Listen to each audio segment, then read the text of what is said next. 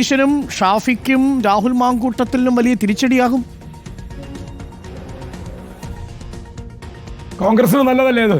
ഈ മൂന്ന് കൂട്ടർക്കും തിരിച്ചടി കിട്ടുന്നത് ഏറ്റവും കൂടുതൽ നല്ലതാവുക കോൺഗ്രസ് എന്ന് പറയുന്ന സംഘടനയുടെ രാഷ്ട്രീയ അടിത്തറയ്ക്കാണ്. അതുകൊണ്ട് കോൺഗ്രസിന് നല്ലതാണ്. അങ്ങനെയാണ് അതിനെ കാണേണ്ടത്. തിരിച്ചടി ആർക്കെന്നൊന്നും കാണണ്ട. കോൺഗ്രസിലെ ഏറ്റവും നല്ല തീരുമാനങ്ങൾക്ക് അതൊരു നിമിത്തമാവുകയാണെങ്കിൽ, ഒരു ശുദ്ധികലശം അവിടെ നടക്കുകയാണെങ്കിൽ നടക്കട്ടെ. അതായത് ഈ വിധിയെഴുത്ത് ശുദ്ധികലശമാണ്. അതെ, അത് മാത്രമല്ല, പ്രതിപക്ഷ നേതാവ് വീമ്പളയ്ക്ക് പറഞ്ഞൊരു കാര്യമുണ്ടല്ലോ, തോറ്റാൽ ഉത്തരവാദിത്തം അദ്ദേഹത്തിന് മാത്രമാണെന്ന്. 23-ാം തീയതി അദ്ദേഹം ആ ഉത്തരവാദിത്തം ഏറ്റെടുക്കാൻ തയ്യാറായി. മനോഹരമായ ഒരു പത്രക്കുറിപ്പൊക്കെ തയ്യാറാക്കുന്നത് വളരെ നല്ലതാണ്. കാരണം തൃക്കാക്കരയിലും പുതുപ്പള്ളിയിലും അങ്ങ് പറഞ്ഞ് സ്ഥാപിച്ചതുപോലെ, സമർത്ഥിച്ചതുപോലെ അങ്ങ് പാലക്കാടും വന്ന് വിലസാം എന്നായിരുന്നു അദ്ദേഹത്തിന് മനസ്സിലായില്ല. ഗോൾവാൾക്കറുടെ ചിത്രത്തിന് മുന്നിൽ ദീപാരാധന നടത്തിയതുപോലെ സന്ദീപ് വാര്യരെ സ്വന്തം പാളയത്തിലേക്ക് എത്തിച്ചാൽ വോട്ട് കിട്ടുന്ന സ്ഥലം പറവൂരിനെ പോലെയാണ് പാലക്കാട് എന്ന്. ഒരുപക്ഷെ പറവൂരിനെ വരെ അദ്ദേഹം അധിക്ഷേപിച്ചതിന്റെ തുല്യമായിട്ടുള്ള രീതിയാണ്. പറവൂരിലെ ജനതയുടെ കോൺഫിഡൻസിനെ ടേക്കൺ ഫോർ ഗ്രാൻഡഡ് ആയി കണ്ട അദ്ദേഹത്തിന് ആ മേൽവിലാസം പോലും, പ്രതിപക്ഷ മേൽവിലാസം നഷ്ടമാകും. സംസ്ഥാനത്തെ ഒരു നേതാവാണെന്ന് പ്രതിപക്ഷ നേതാവ് സ്ഥാനത്തിന്റെ ഊന്നിൽ നിന്ന് അങ്ങനെ ഒരു ഊന്നുവടി അദ്ദേഹത്തിനുള്ളതുകൊണ്ട് ആ ഊന്ന് ഈ വാഴയൊക്കെ ചെരിയുന്ന സമയത്ത് നേരെ നിർത്താൻ വേണ്ടി ഒരു ഊന്ന് കൊടുക്കും. അങ്ങനെ ഊന്ന് കൊടുത്ത് നിർത്തിയതിന്റെ പേരിൽ മാത്രം താൻ എന്തോ സംഭവമാണെന്ന് ധരിച്ച അദ്ദേഹം ആ ഊന്നിൽ നിന്ന് പിൻവലിക്കപ്പെടുമ്പോൾ താഴെ വീഴും. പറവൂരിനപ്പുറം രാഷ്ട്രീയ മേൽവിലാസമില്ലാത്ത ഒരാളായി തീരും.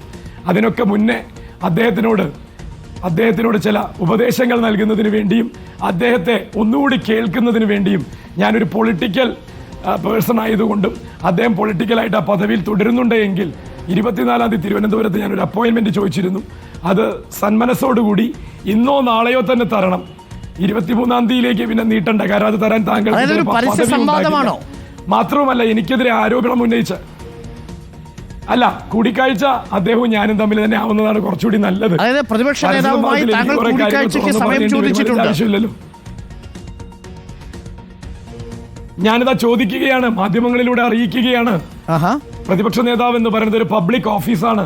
പ്രതിപക്ഷ നേതാവിന്റെ പബ്ലിക് ഓഫീസിലേക്ക് ഡോക്ടർ പി സരിൻ എന്ന് പറയുന്ന ഒരു പബ്ലിക്കിന് ഒരു അപ്പോയിന്റ്മെന്റ് വേണം. 10 മിനിറ്റ് മതി. 24-ാം തീയതി ആ ഓഫീസിൽ വേണം. അദ്ദേഹം യാത്രയിലാണെങ്കിൽ ഞാൻ 2-3 ദിവസം കാത്തിരിക്കാം. തിരുവനന്തപുരത്ത് അദ്ദേഹത്തിന് ആ ഓഫീസിൽ കയറാനുള്ള അനുവാദം പാർട്ടി മുന്നണി നൽകുന്നിടത്തോളം അദ്ദേഹമാണ് പ്രതിപക്ഷ നേതാവ് സ്ഥാനത്തിരിക്കുന്നത് എങ്കിൽ എത്രയും പെട്ടെന്ന് തിരുവനന്തപുരത്തെ ആ ഓഫീസിൽ എനിക്കൊരു അപ്പോയിന്റ്മെന്റ് വേണം. രണ്ടാമത്തെ ഒരു കാര്യം കൂടി, അദ്ദേഹം ഉന്നയിച്ചൊരു ആരോപണമുണ്ട്, വ്യാജ വോട്ടറാണ് ഡോക്ടറും സൗമ്യയും എന്നുള്ളത്. അപ്പോൾ ഡോക്ടർ സരിനും ഡോക്ടർ സൗമ്യ സരിനും ഇന്നലെ വോട്ട് ചെയ്തു. അദ്ദേഹം വലിയ കാര്യത്തിൽ ജനങ്ങളുടെ വീമ്പളക്കി ഇന്ന കാരണങ്ങൾ കൊണ്ട് ഞാൻ പഠിച്ചു പറയുന്നതാണ്, ഞാൻ പഠിക്കാതെ പറയില്ലല്ലോ എന്ന് നിങ്ങൾക്ക് അറിയില്ലേ എന്നൊക്കെ.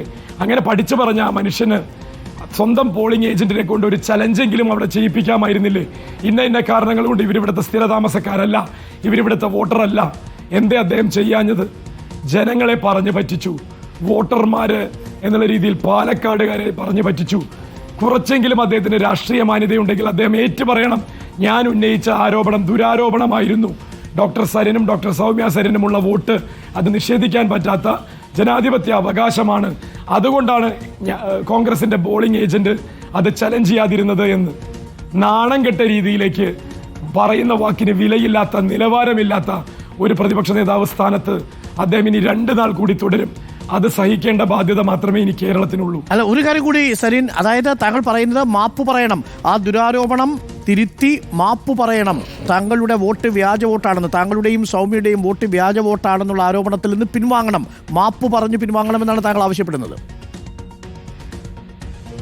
തീർച്ചയായിട്ടും. കാരണം അദ്ദേഹത്തിന്റെ പാർട്ടിയുടെ പോളിംഗ് ഏജന്റിന് അദ്ദേഹം കൊടുത്ത നിർദ്ദേശം ഒരു കാരണവശാലും ചലഞ്ച് ചെയ്തിരുന്നതാണ്. ഞാൻ മനസ്സിലാക്കിയെടുത്തോളം UDF അത് ചലഞ്ച് ചെയ്യണമെന്നുള്ള താല്പര്യമൊക്കെ ഉണ്ടായിരുന്നു. പക്ഷെ അദ്ദേഹം തന്നെ പറഞ്ഞു ഇത്രേ, ഒരു കാരണവശാലും ചലഞ്ച് ചെയ്യരുത്. കാരണം എന്താ, പൊള്ളയായ വാഗ്ദാനങ്ങൾ അല്ലെങ്കിൽ വാക്കുകൾ ഉപയോഗിച്ചാണ് അദ്ദേഹം എന്റെയും സൗമ്യയുടെയും വോട്ടുകൾ വ്യാജമാണെന്ന് ആവർത്തിച്ചുകൊണ്ടിരുന്നത്.